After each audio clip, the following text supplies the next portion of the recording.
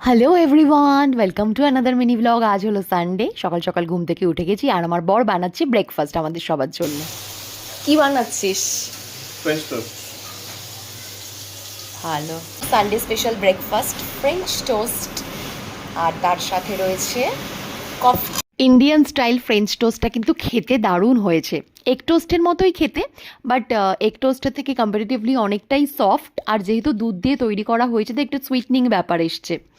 আজ হলো মনসা পুজো আমার বাড়িতে, মানে আমার বাপের বাড়িতে মনসা পুজো হয়, সেখানেই আজকে যাব। যদিও পুজোটা অ্যাটেন্ড করতে পারবো না, কারণ 10টায় পুজো, 10টায় বাড়িতে পৌঁছানো নেক্সট টু ইম্পসিবল সানডে, কারণ সানডে প্রচুর কাজ থাকে।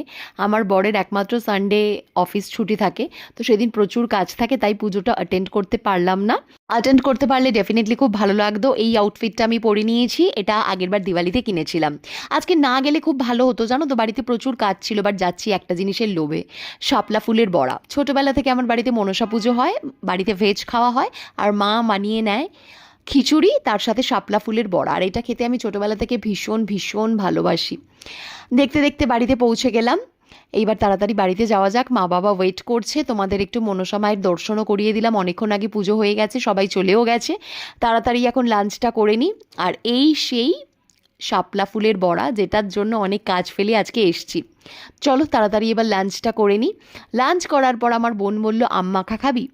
আম মাখা খেতে কে না ভালোবাসে, আমিও ছোটোবেলা থেকে আম মাখা খেতে খুব ভালোবাসি, বাট এখন কাজের চাপে সত্যি কথা বলতে সময় পাই না আম মাখা খাওয়ার, তো আম মাখা খাওয়াও হয় না।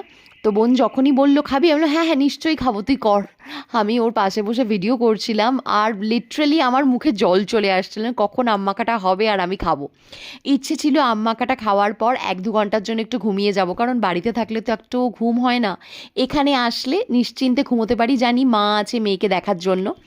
তো তাই করলাম, আম মাখাটা এনজয় করার পর আমি একটু ঘুমিয়ে নিয়েছিলাম 1-2 ঘন্টার জন্য। মাকে বললাম তাড়াতাড়ি ডিনার করে নেব, কারণ পরের দিনই মানডে ছিল, মেয়ের স্কুল ছিল, তাড়াতাড়ি বাড়ি যেতে হবে।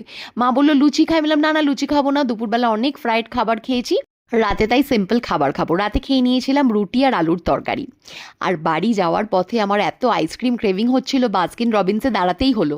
ভাগ্যিস আমার মা ব্লগ দেখে না, নালে ব্লগ দেখে বলতো লুচি খেলি না, দুপুরে ফ্রাইড খাবার খেয়েছিস বলে আবার বাইরে গিয়ে বাস্কিন রবিন্সের আইসক্রিম খাওয়া হচ্ছে। ভেবেছিলাম মেয়ে ঘুমিয়ে পড়বে, বাট মেয়ে আজকে আগে থেকেই টের পেয়ে গেছিলো মা বাবা আইসক্রিম খাবে, তাই ঘুমোয়নি। বাট ওকে অল্প অল্প একটু আইসক্রিম দিয়েছি, কারণ পরের দিন স্কুল রয়েছে। আমরা আজকে অর্ডার দিয়েছিলাম একটা ফ্রুটস আইসক্রিম, তো বাস্কিন রবিন্সের সব আইসক্রিমই খুব ভালো লাগে। আর দেখো কি টেম্পটিং লাগছে আইসক্রিমটাকে দেখতে। চলো এবার আমরা সবাই মিলে একটু আইসক্রিমটা এনজয় করি, আর আজকের ব্লগটা এখানেই শেষ করছি। ব্লগ থেকে যদি কিছু ভালো লেগে থাকে তাহলে প্লিজ লাইক, কমেন্ট আর শেয়ার করে দিও, আর ফলো করতে কিন্তু ভুলো না। বাই।